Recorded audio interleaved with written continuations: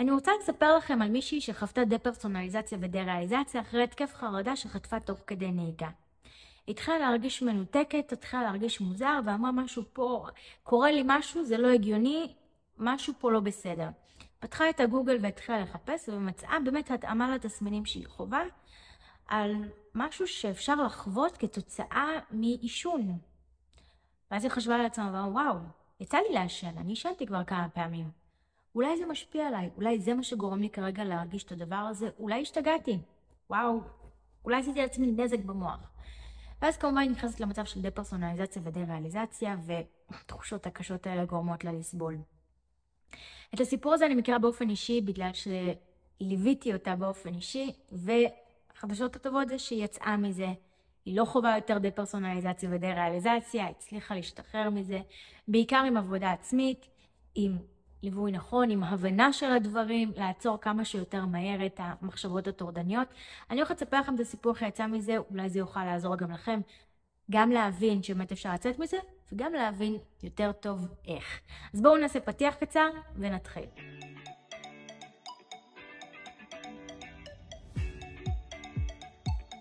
שלום וברוכים השבים לערוץ היוטיוב שלי, אני בר הדדי ואני מאמנת להתמודדות עם חרדה, דיכאון, דה-פרסונליזציה ודה-ריאליזציה. ואני רוצה לספר לכם סיפור של אחת המתאמנות שליוויתי, שהתחילה לסבול מדה-פרסונליזציה ודה-ריאליזציה, אחרי התקף חרדה מאוד גדול, אחרי שהיא קראה בגוגל היא הבינה שזה יכול לקרות אחרי עישון, והיא ישר אוטומטית קישרה את זה לעישון שהיא ישנה עם חברים בעבר, ואמרה אולי יכול להיות שזה מה שגרם לזה לקרות. מה שקורה, כשאנחנו נתפסים על משהו ואנחנו בטוחים בו, אנחנו משוכנעים שזה זה. יצא לי לפגוש כל מיני אנשים שנתנו לי כל מיני סיפורים וסיבות למה הם חווים את זה. סיבות שונות ומשונות, החל מסיבות רוחניות מיסטיות, והחל מסיבות בריאותיות, וסיבות בגלל שהם עשו א' או ב' או ג', כל מיני. לרוב הסיבה, אף אחד לא בטוח בסיבה האמיתית, ותמיד אני צריכה לעבוד קשה כדי לשכנע אנשים בסיבה האמיתית, באמת להסביר להם ולהראות להם ולהוכיח להם שהסיבה שהם חושבים היא לא אמיתית. הסיבה של אותה בחורה שהייתה בטוחה, זה בגלל שהיא ישנה, בגלל שהיא ישנה בעבר, כנראה זה עכשיו דפק אצלה משהו במוח, וכל החיים חושבת תצטרך להתעקע ככה. למה לעזאזל היא ישנה והרסה לעצמה את החיים? הסיבה כמובן לא הייתה עישון. שכן היא ישנה לפני כמה חודשים, זה כבר לא רלוונטי. אם זה היה הגורם, אז היית מרגישה את זה באותו רגע, יום אחרי, יומיים אחרי. לא כמה חודשים אחרי, לא חודש אחרי אפילו, לא.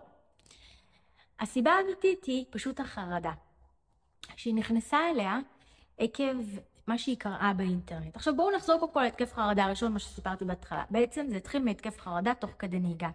התקף חרדה הזה תוך כדי נהיגה היא חוותה בגלל משהו רפואי בכלל, שיצא לה להרגיש מדי פעם, והיא לא הבינה מה זה. והיא יצאה לה פשוט להתייעץ ולשאול לגבי מה שהיא מרגישה, אם זה בסדר, היא אף פעם לא התייחסה לזה בכלל. ואז היא נלחצה, כי אמרו לה שזה ממש לא בסדר, ושזה שהיא מרגישה את זה, זה לא טוב, זה מעיד על משהו מסוכן. אוקיי? קודם כל, כבר התחלה לא טובה, כבר להלחיץ אנשים. זה כמובן להלחיץ אותה, ואז היא עוד יותר נלחצה, ומה אם הדבר הזה יקרה לי תוך כדי נסיעה? התחילה לבדוק קצת באינטרנט, וקראה, ומצאה כל מיני דברים שליליים ומפחידים יותר. במקרה הזה יש פה גם יש פה רקע של היפוכונדריה, זאת אומרת, פחד, חרדת בריאות, פחד לא להיות בריאה. פחד שיהיה משהו בריאותי לא טוב. על הרקע הזה, כמובן שזה לא משהו הפריע לה בחיים, לא משהו שהיא שמה לב אליו, היא ידעה שבכללי, בן אדם שמאוד ככה חשוב לה להיות בריאה, ומפחיד אותה להיות חולה, כאילו שיקרה לה איזשהו משהו נוראי וזה, אבל זה לא משהו שניהל אותה, לא משהו שניהל לה את החיים. היא לא הייתה הולכת כל שני וחמישי לבית חולים, בגלל שהיא פחדה שיקרה לה, שיש לה איזה משהו בריאותי. בכל מקרה, ככה על זה כבר התפתחה החרדה שאולי קורה לה משהו, ומה אם הדבר הזה יקרה לה באמצע נהיגה. ואז בדיוק יצאה לנהיגה, כשבתוך המחשבות שלה כל מה שהיא חושבת לעצמה ואומרת, רק שזה לא יקרה לי בנהיגה, רק שזה לא יקרה לי בנהיגה. בסרטונים אחרים שלי כבר יצא לי להסביר ולהגיד, חברים, אל תגידו לא, אל תגידו מה אתם לא רוצים, תגידו מה אתם כן רוצים. תגידו, אני אנהג, אני ארגיש טוב, יהיה לי כיף, אני אנסע, אני אפגש עם חברים, זה. תחשבו על החיובי, על מה כן. כי כשאתם אומרים מה לא, אי אפשר לדמיין את זה. כמו שאני אגיד, אל תחשוב על בננה ירוקה. אבל למה חשבת על בננה ירוקה? אמרתי לך לא לחשוב. אי אפשר לא לחשוב על זה, וכשאנחנו אומרים שלא יקרה משהו, זה בעצם אנחנו מזמנים את זה שזה יקרה לנו. לכן אנחנו לא אומרים שלא יהיה לי התקף חרדה, כי אז יבוא ההתקף חרדה. אז היא עשתה בדיוק את הטעות הקלאסית הזאת, רק שזה לא יקרה לי בנהיגה, רק שזה לא יקרה לי בנהיגה. מה שקרה זה שהיא נכנסה להתקף חרדה, בגלל שהיא פחדה מזה. כל מה שהיא הרגישה לפני התחושות הבריאותיות, הם היו בעצם כנראה התקפי חרדה קטנים, חרדות, לחצים, לא עכשיו איזה שהם התקפי חרדה, אבל כזה תחושות של חרדה, תסמינים של חרדה, מלחץ, מכל מיני דברים שיש לה בחיים, החוסר יציבות וכולי. וההתקף חרדה הזה באמצע נסיעה, זהו, זה היה ההתגשמות של הפחד הכי גדול שלה, מה שהיא אמרה, רק שלא יקרה לי, רק שלא יקרה לי, הופ, הנה קרה לה. איזה פחד. היא אפילו לא יכלה לנהוג, היא ביקשה שיבואו ויעזרו לה, וכדי להגיע, היא הרגישה נורא על הפנים, ניתוק, עוצמות של חרדה מטורפות, ניתוק קשוח, לא הבינה בכלל מה קורה סביבה, ממש הייתה באאוט, הרגישה כאילו היא בכלל לא נמצאת, כאילו היא ממש מחוץ למוח שלה, וקראה קצת וראתה שזה יכול לקרות כתוצאה מעישון, ואז כמובן שהיא קשרה את זה לזה שאפשר להשתגע, שבעצם עישון יכול לדפוק את המוח, ואיזה טעות היא עשתה, למה הייתה צריכה לעשן עם החברים שלה, למה הייתה צריכה לגעת בזה, איזה מיותר, נכנסה עוד יותר לחרדה, והייתה בטוחה שזאת הסיבה, שאולי נדפק אצלה משהו במוח. אליי היא הגיעה במקרה, ממש במקרה דרך קבוצות הפייסבוק, והגיעה לאחד מהאנשים שמכירים אותי, והוא אמר, תקשיבי, תפני לבר, זה ממש מקרה קלאסי שהיא עוזרת בו, היא תעזור לך. באמת הגיעה אליי ככה, ישר ראיתי שזה מקרה קלאסי, ועשינו את התהליך הקלאסי. דבר ראשון, ביטלנו את הפחד. הסברתי לה שזה לא יכול לקרות באמת מתוך העישון שהיה לפני כמה חודשים. זה לא קשור, אין קשר בין הדברים. דבר שני, הורדנו את עוצמות החרדה. רגע לעשות סדר, שנייה לקחת שליטה, קצת פעילות ספורטיבית, קצת תנועה, לאכול, לשתות, דקה, בואו נחזור לחיים, לא להתנתק לגמרי מהחיים, בואו נחיה אותם, נתחבר חזרה. השלב הבא שעשינו היה דווקא לבטל את כל המחשבות הטורדניות. ממש להתמודד עם כל המחשבות הטורדניות שבאות ולבטל אותן. והדבר השלישי היה באמת לפתור את בעיית ההיפוכונדריה. הרי כל הדבר הזה יושב על היפוכונדריה. התקפי החרדה הראשונים, היה שם איזשהו חשש שאולי קורה משהו בריאותי. וכשהחשש הזה כאילו התאמת דרך זה שהיא קראה בגוגל, אז הפחד הזה גדל, החרדה הזו גדלה. ואז שפתאום הגיע התקף חרדה והניתוק, זה עוד יותר חיזק את הפחד מההיפוכונדריה, ממשהו בריאותי שקורה. כל הזמן החשש היה שאולי משהו בריאותי קורה, והיינו צריכים לטפל בעצם בהיפוכונדריה, בבעיית ההיפוכונדריה. לאחר מכן באמת פתאום התחיל הניתוק להירגע. באמת ברגע שהבינה שהיא לא משתגעת, זה לא מקרה בלתי הפיך, הכל בסדר. האמת שאחד הדברים שהכי עזר בתהליך הזה, היה ממש שכל פעם שיתפתי אותה מהניסיון שלי, וסיפרתי לה גם על מקרים אחרים שאני מלווה.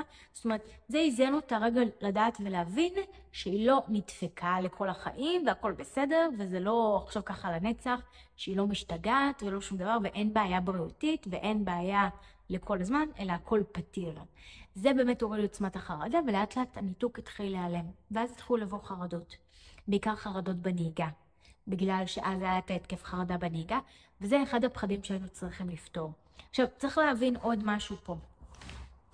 מה שקורה הרבה פעמים במצבים האלה, כשזה מתחיל ככה מהתקף חרדה, זה שההתקף חרדה מגיע תחת התחושה של חוסר שליטה, חוסר אונים, ואז אנחנו מרגישים כלואים בסיטואציה, באופן כמובן מדומה. תת מודע מפרש את זה שאנחנו כלואים בסיטואציה, והאמיגדלה, המוח, המנגנון של החרדה, שולח לנו פקודה לברוח. ואז אנחנו מרגישים שאנחנו רוצים לברוח, שאנחנו סגורים באיזשהו מקום ואנחנו לא יכולים לצאת, ואז אנחנו מרגישים שאנחנו רוצים לברוח. בנהיגה זה המקום הקלאסי, כי אני כאילו נעול בתוך הרכב, אף על פי שזה מדומה, אני אף פעם לא תקוע בתוך הרכב.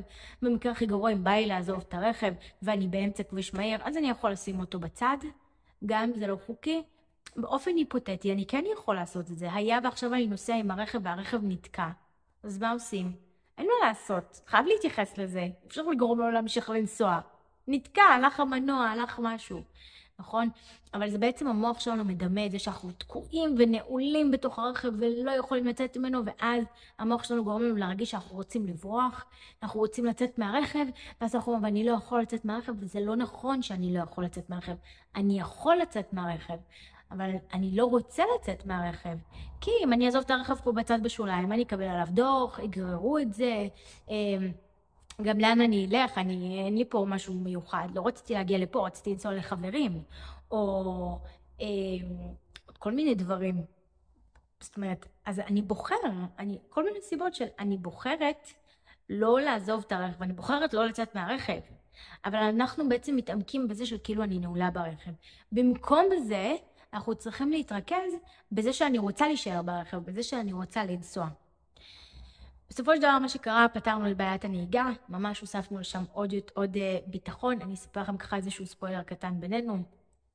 אחד הפחדים היו שהרכב ייתקע מתישהו פתאום באמצע הכביש, זה היה אחד מהחרדות. אספר לכם ספוילר, הרכב פעם אחת נתקע באמת באמצע הכביש. מה הסיכוי? אבל כל דבר לטובה, זה פתר את הפחד שם. באמת, כאילו פתאום ראינו שהכל טוב, אוקיי, אז נתקע הרכב, ובאו לעזור, וזזנו את הרכב, וגרר ועניינים, וזה לא היה נעים, נכון, וזה גם עלה הרבה כסף, אבל הכל לטובה, הנה, התמודדנו עם פחד הזה, וראינו שלא קורה כלום. פתרנו את הפחד הזה, באמת, היא עשתה עבודה מדהימה, פתרה עוד הרבה פחדים, הגיעו התקפי חרדה מדי פעם, אבל הרוב הצליחה בעצם לשמור על איזשהו איזון, ולא להרגיש את הניתוק. לא להרגיש את זה יותר. התקפי החרדה כן היו מדי פעם אחרי, זה באמת גם תחת סיבות אישיות בחיים הפרטיים שלה. באמת היה סיבות להתקפי חרדה, והיה גם איזשהו דכדוך, וזה בסדר, אבל הניתוק נעלם. עשינו כמובן כמה שיותר כדי גם לטפל בהתקפי חרדה האלה ובחרדות ובדכדוך הזה ולצאת מהכל. התהליך כמעט הושלם, באמת מצב הרבה יותר טוב. לצערי הרב, לצערנו, זאת אומרת, בגלל סיבות אישיות בחיים שלה, באמת נכנסה לתקופה שלא טובה, בגלל סיבות משפחתיות, ובגלל זה התהליך לא הושלם 100%, כי באמת במצב, בחיים האישיים שלה, המצב היה כל כך לא טוב, שקשה עכשיו לבנות משהו, פתאום להרגיש מוטיבציה ושמחה וכיף והנאה, בגלל הסיבות האישיות. ואני יכולה להגיד לכם שבאמת הדפרסונליזציה ודה-ריאליזציה יצאה מזה. החרדות מדי פעם, החוסר שקט מוצדק, אבל כמובן שלמדנו איך לתעל את כל האנרגיה הזאת ואת הקושי ואת הרגש לטובת דברים טובים, לטובת עזרה, למי שצריך את העזרה הזו. אבל מצב הרבה יותר טוב, הקלה גדולה, ממש שחרור מהתחושות הממש שליליות שהיו שם. ואני משתפת אתכם בזה, אף על פי שהסוף הוא לא 100% טוב, באמת, אבל זה סיבות אישיות, זה לא הנורמה וזה לא הרגיל, זה לא הסיפור הממוצע. אבל אני משתפת אתכם בסיפור הזה, כדי שתבינו שאפשר לצאת מזה. וגם כדי שזה ייתן לכם עוד יותר מידע על איך לצאת מזה, איך אפשר לצאת מזה, מה עושים כדי לצאת מזה. אם זה עזר לכם, אז תעשו לייק כדי שזה יגיע לעוד אנשים ויוכל לעזור גם להם. יש לכם שאלות, אם משהו לא היה ברור, תרשמו לי בתגובות, אני אשמח לענות לכם. וכמובן, אם עדיין לא לחצתם להירשם כמנוי, לחצו עכשיו להירשם כמנוי. כל שבוע עולה סרטון חדש בערוץ, ונראה אתכם בסרטון הבא. ביי!